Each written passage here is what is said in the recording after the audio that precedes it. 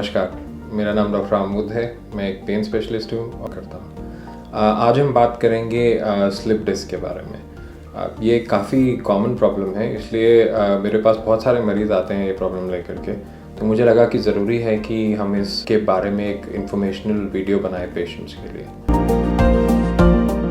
तो back pain देखा जाए अगर तो काफ़ी कॉमन प्रॉब्लम है, यानी कि इसका प्रेवलेंस है रफली 80%। प्रेवलेंस का मतलब हुआ कि अगर हम कोई भी 10 आदमी ले लें तो उसमें से 8 को ये परेशानी कभी ना कभी उनकी ज़िंदगी में परेशान करेगी। इतनी कॉमन है ये प्रॉब्लम। फॉर्चुनेटली ज़्यादातर जो केसेस हैं बैक पेन के वो मसल या लिगामेंट या ऐसी प्रॉब्लम्स की वजह से होते हैं, और ये प्रॉब्लम्स अधिकतर लोगों में अपने आप ही कुछ हफ्तों में रिजॉल्व हो जाती हैं।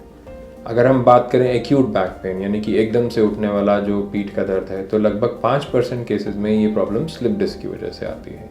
तो ये स्लिप डिस्क की प्रॉब्लम लोअर बैक में ज़्यादा कॉमनली देखी जाती है। अगर हम उसको नेक से कंपेयर करें तो लोअर बैक का इंसिडेंस जो है वो अप्रॉक्सीमेटली 15 टाइम्स ज़्यादा होता है।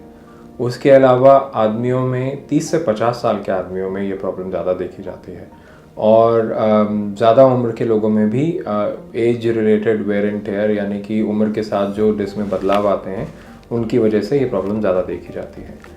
इसके अलावा और भी रिस्क फैक्टर्स हैं जिनकी वजह से ये स्लिप डिस्क की प्रॉब्लम ज़्यादा हो सकती है, जैसे कि जेनेटिक फैक्टर्स, यानी कि अगर आपकी फैमिली हिस्ट्री है तो आपको ये प्रॉब्लम ज़्यादा होने का चांस है।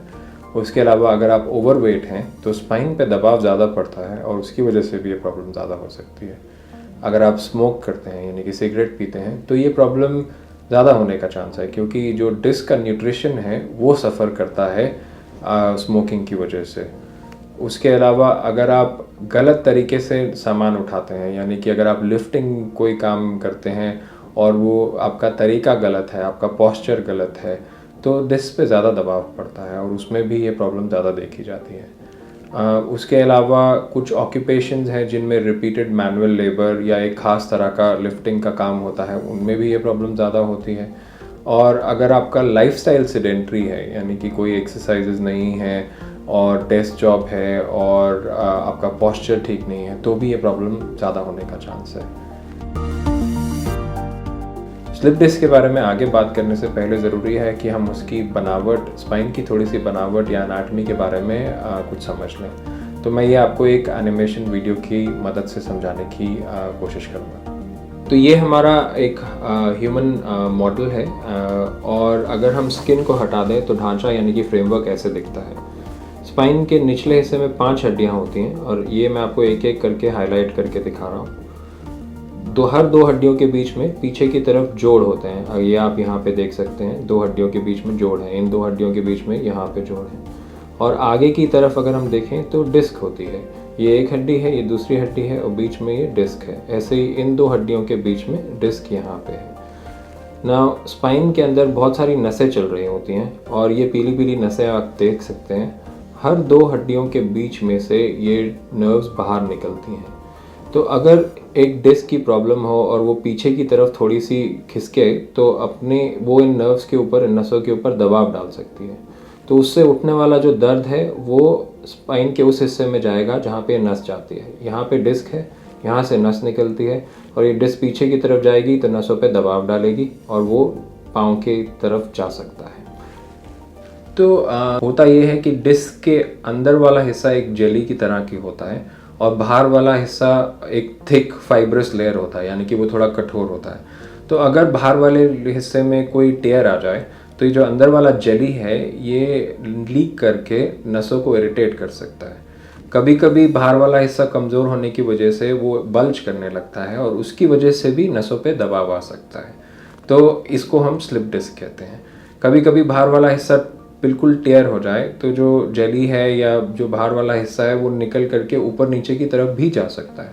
तो ये इन सब चीज़ों को एक साथ मिला जुला करके हम स्लिप डिस्क कहते हैं। अगर किसी को स्लिप डिस्क है तो ज़्यादातर ये देखा गया है कि वो हमें बोलते हैं कि उनको पीठ में दर्द हो रहा है या पाँव में दर्द हो रहा है, या दोनों भी हो सकते हैं। और ये दर्द उनको अपनी नॉर्मल एक्टिविटीज़ करने से रोकता है, यानी कि ज़्यादा देर बैठ नहीं पाते हैं, ज़्यादा देर लेट नहीं पाते हैं, ज़्यादा देर चल नहीं पाते हैं। ये डिपेंड करता है कि प्रॉब्लम कितनी है, पर ये सारी एक्टिविटीज़ में विघ्न या बाधा आ सकती है।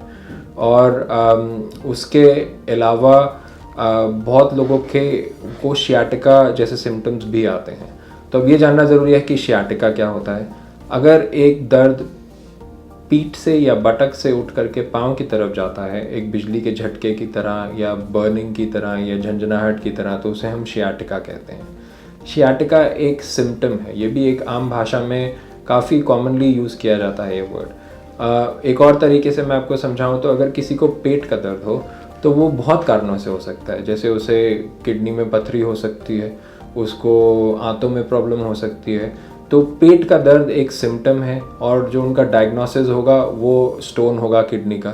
ऐसे ही स्लिप डिस्क जो है वो डायग्नोसिस है और उसका जो एक सिम्टम होता है वो होता है शियाटिका, यानी कि पीठ से उठ करके पाँव में जाने वाला दर्द। तो स्लिप डिस्क में और देखा जाता है कि अगर कोई नस इरिटेट हो रही है तो पाँव के अंदर झंझनाहट, सुनपना या कमज़ोरी भी आ सकती है। उसके अलावा पाँव में या बैक में स्पैज़म्स या क्रैम्प्स भी फील हो सकते हैं और आगे झुकने में लोगों को काफ़ी परेशानी हो सकती है। ये कॉमनली देखे जाने वाले सिम्टम्स हैं। इसके अलावा कुछ सीरियस सिम्टम्स होते हैं, यानी कि इनको बिल्कुल भी इग्नोर नहीं करना चाहिए। जैसे अगर यूरिन या स्टूल के कंट्रोल में प्रॉब्लम आने लगे या यूरिन या स्टूल पास ना कर पाएँ, तो ये बड़ी प्रॉब्लम का एक संकेत या साइन हो सकता है।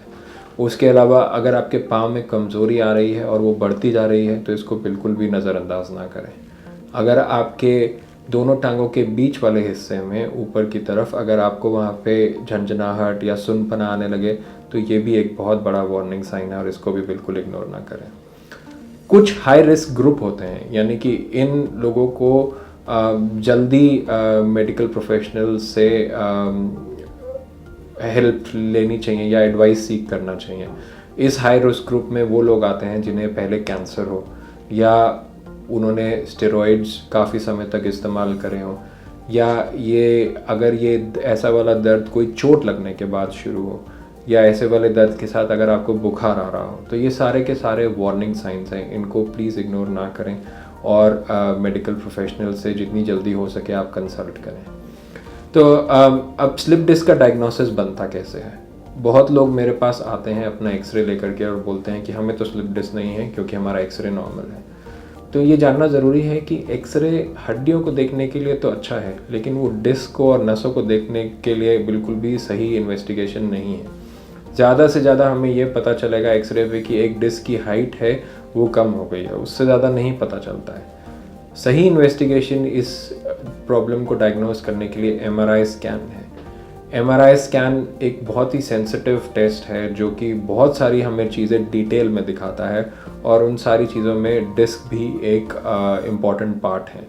तो ना सिर्फ हम डिस्क देख सकते हैं बल्कि हम ये भी देख सकते हैं कि वो किस किस चीज़ों पे दबाव डाल रही है, किसी नस पे दबाव डाल रही है या नहीं डाल रही है। तो ये ज़रूरी है कि अगर आप ऐसे सिम्टम्स हैं तो आपका एक MRI स्कैन करा जाए और देखा जाए कि प्रॉब्लम एक्चुअली है क्या और वो कितनी सीवियर है।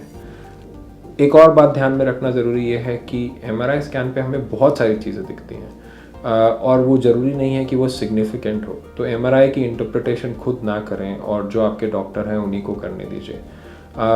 इसको मैं एक और तरीके से समझाऊं तो अगर मैं 10 लोगों का MRI स्कैन लूं तो उसमें से काफ़ी लोगों में प्रॉब्लम्स दिखाई देगी, लेकिन अगर ये हम 10 के 10 नॉर्मल लोगों की बात हम कर रहे हैं, उनको कोई प्रॉब्लम नहीं है, तो MRI को हम हिस्ट्री और एग्जामिनेशन के साथ जोड़ करके इंटरप्रेट करते हैं और अगर ये सारी चीज़ें एक साथ जुड़ें तब भी इनकी सिग्निफिकेंस है। तो इसलिए बेहतर ये रहेगा कि आप अपने डॉक्टर को उसकी रिज़ल्ट को इंटरप्रेट करने दें और जैसा वो आगे एडवाइस करें आप आगे चलिए वैसे। मेरे पास बहुत सारे लोग आके पूछते हैं कि क्या ये अपने आप ठीक हो सकती है या हमें क्या करना चाहिए अगर हमें स्लिप डिस्क हो जाए। तो ज़रूरी बात यह है कि अधिकतर लोगों में करीब 90% लोगों में 3 महीने के अंदर काफ़ी इम्प्रूवमेंट आ जाता है। तो आपको उस समय सिर्फ जो आपके डॉक्टर एडवाइस कर रहे हैं वही करने की ज़रूरत है और अगर आपके वार्निंग साइंस नहीं हैं और प्रॉब्लम ज़्यादा सीवियर नहीं है तो ऐसा होने के काफ़ी चांस हैं। लेकिन ये दोबारा भी आ सकता है, इसकी रिअक्रेंस हो सकती है। इसलिए ज़रूरी है कि आप घर पे बैठ कर के खुद इलाज ना करें, बल्कि एक प्रोफेशनल की हेल्प लें जो कि आपको सही से डायग्नोस करेगा और आगे का रास्ता बताएगा, और ज़रूरत पड़ेगी तो आपको सही लोगों के पास रेफ़र कर सकता है सर्जरी के लिए, फिज़ियोथेरेपी के लिए या पेन मैनेजमेंट के लिए। तो ज़रूरी है कि आपके जो डॉक्टर हैं वो इन सब चीज़ों से एक्सपीरियंस्ड हो। अब आगे चलें तो अगर ट्रीटमेंट की बात करें तो अधिकतर लोग ये सोचते हैं कि अगर उन्हें स्लिप डिस्क हो गया तो वो या तो ज़िंदगी भर चल नहीं पाएंगे, या उनको ज़िंदगी भर प्रॉब्लम रहेगा, या उन्हें इसका स्लिप डिस्क का मतलब है कि उन्हें सर्जरी करवानी पड़ेगी। ये सब गलत धारणाएं हैं, क्योंकि एक तरफ हमारा कुछ नहीं करना है, दूसरी तरफ सर्जरी है, और बीच में एक बहुत सारा एरिया है ट्रीटमेंट का जिसमें हम दवाइयाँ लाते हैं, फिजियोथेरेपी लाते हैं, इंजेक्शन लाते हैं, और ज़्यादातर लोग इतने में ही ठीक हो जाते हैं और सर्जरी की तरफ उन्हें नहीं जाना पड़ता है। हाँ, कई लोगों को सर्जरी की ज़रूरत पड़ती है, और अगर आपके डॉक्टर एक्सपीरियंस्ड हैं तो वो आपको सही से गाइड कर पाएंगे कि आपको सर्जरी की ज़रूरत है या आप उसके बिना ठीक हो सकते हैं। तो जब हम ट्रीटमेंट की बात करते हैं, एक और सवाल ये उठता है कि लोग आके पूछते हैं कि क्या हम बिल्कुल बेड रेस्ट पे बैठ जाएं? नहीं, ये भी काउंटर प्रोडक्टिव हो सकता है, मतलब कि ये नुकसान कर सकता है। आपको अपनी जितनी एक्टिविटी आप मेंटेन कर सकते हैं उतनी करनी चाहिए। हाँ, ज़रूरी आप जब आपका दर्द बहुत ज़्यादा होगा तो हो सकता है आपको कुछ समय के लिए बिल्कुल रेस्ट करना पड़े, लेकिन जितना आप एक्टिविटी मेंटेन कर सकते हैं उतना करने में अच्छा रहेगा, क्योंकि एकदम से बिल्कुल बेड रेस्ट करने से भी मांसपेशियों में कमज़ोरी आती है, और इसको हम डीकंडीशनिंग कहते हैं, यानी कि मसल्स को वो एक्टिविटी करने की आदत नहीं रहती है और वो खुद से एक दर्द का स्रोत बन जाते हैं। तो इसलिए ज़रूरी है कि बिल्कुल बेड रेस्ट ना हो, जितना ज़रूरी है उतना ही रेस्ट हो और फिज़िकल एक्टिविटी को मेंटेन किया जाए।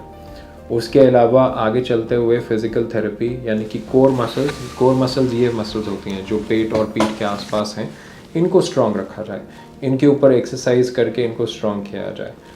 जब आपका दर्द एकदम से बड़ा होता है और स्लिप डिस्क हुई होती है उस समय तो आप ये नहीं कर पाएंगे, लेकिन जब ठीक हो जाएंगे तो अपना वज़न ठीक करना, स्मोकिंग छोड़ना और कोर मसल्स पे काम करके उन्हें स्ट्रेंथन करना बहुत ज़रूरी है। इनको हम एक तरीके का लाइफस्टाइल चेंजेस भी कह सकते हैं। तो ये सारे लाइफस्टाइल चेंजेस ज़रूरी हैं। एक बहुत देर के लिए एक जगह पे बैठना अवॉइड करना, बीच बीच में रेगुलर ब्रेक्स लेना, हैवी लिफ्टिंग, अगर आपको सामान उठाना पड़ रहा है ज़मीन से और उसको आप अवॉइड नहीं कर पा रहे हैं तो उसको कैसे उठाना है, उसको उठाने के लिए आपको घुटने से मुड़ना पड़ेगा, पीठ से नहीं। तो ये सारी तरीके आपके डॉक्टर आपको गाइड कर सकते हैं कि आगे चलते हुए आप इसको दोबारा होने से कैसे रोक सकते हैं। उसके अलावा फिज़िकल थेरेपी के अलावा हम बहुत सारी दवाइयों का इस्तेमाल करते हैं, जिसमें एंटी इन्फ्लेमेटरी आते हैं, मसल रिलैक्सेंट्स आते हैं, बहुत स्ट्रॉन्ग पेन किलर्स आते हैं, एक स्पेशल टाइप की दवाएं आती हैं जिन्हें हम न्यूरोपैथिक पेन किलर्स कहते हैं, यानी कि नसों पे काम करने वाली दवाएं। इन सब का कॉम्बिनेशन यूज़ करते हुए हम आपका दर्द कम करने की कोशिश करते हैं जब तक आपकी बॉडी आप हील कर रही हो। उसके अलावा एक बहुत ही ज़रूरी जो ऑप्शन हमारे पास रहता है, बहुत ही इम्पॉर्टेंट, जो काफ़ी उपयोगदायी साबित होता है, वो है इंजेक्शंस का। तो इंजेक्शंस करने के लिए हम एक्सरे में देखते हुए ये करते हैं, और ये डे केयर की तरह किए जाते हैं, यानी कि आप सुबह आते हैं, आप इंजेक्शन करते हैं, आपको 1-2 करवाते हैं, 1-2 घंटे के लिए हम आपको ऑब्ज़र्व करते हैं, और फिर शाम से पहले हम आपको डिस्चार्ज कर देते हैं अगर सब कुछ ठीक रहे तो। इन इंजेक्शंस का पर्पस ये है कि जहाँ आपके स्पाइन में परेशानी है वहाँ पे दवाई डाली जाए, उसके पास में, यानी कि जहाँ डिस्क बल्ज हो रहा है उसके बिल्कुल पास में एक्सरे से देखते हुए दवाई डाली जाए, और ताकि मैक्सिमम अमाउंट ऑफ दवाई जो है उस जगह पे काम करे जहाँ उसकी ज़रूरत है। इन इंजेक्शंस में हम लोकल एनेस्थेटिक्स और स्टेरॉइड्स का कॉम्बिनेशन यूज़ करते हैं, और ये डिफरेंट नाम से होते हैं, जैसे कि नर्व रूट ब्लॉक हो गया या एपिड्यूरल हो गया, और कभी कभी हम इन दोनों का कॉम्बिनेशन भी यूज़ करते हैं। तो इससे फ़ायदा ये है कि ज़्यादा दवाई जहाँ उसकी ज़रूरत है वहाँ जा रही है। काफ़ी लोग ओरल स्टेरॉइड्स भी लेते हैं, लेकिन मैं ये रिकमेंड नहीं करता हूँ, क्योंकि जब आप ओरल स्टेरॉइड्स लेते हैं तो उसको लंबे समय तक लेना पड़ता है और उसके साइड इफ़ेक्ट्स ज़्यादा आते हैं, और उसका एक छोटा सा फ्रैक्शन जहाँ उसे काम करना है वहाँ जाता है, क्योंकि वो पूरे शरीर में डाइल्यूट होते हैं। तो इसलिए उसको लेने से इफ़ेक्ट कम है, साइड इफ़ेक्ट ज़्यादा है। तो बेहतर है कि हम इंजेक्शंस की तरफ देखें, और ऐसे मैंने बहुत सारे मरीज़ अपने एक्सपीरियंस में देखे हैं जिनको इन्होंने काफ़ी फ़ायदा किया है, और कभी कभी हमें रिपीट भी करना पड़ता है, लेकिन काफ़ी लोगों को ये काफ़ी फ़ायदा पहुंचाते हैं, और बहुत लोगों का आगे प्रोग्रेशन या सर्जरी की तरफ जाने का जो एक पाथ होता है उससे अवॉइड भी किया जा सकता है। बट हाँ, जब सर्जरी की ज़रूरत है, अगर आपको वार्निंग साइंस आ रहे हैं तो वो हाँ, तो ज़रूरत है और उसको करना ज़रूरी है उस समय।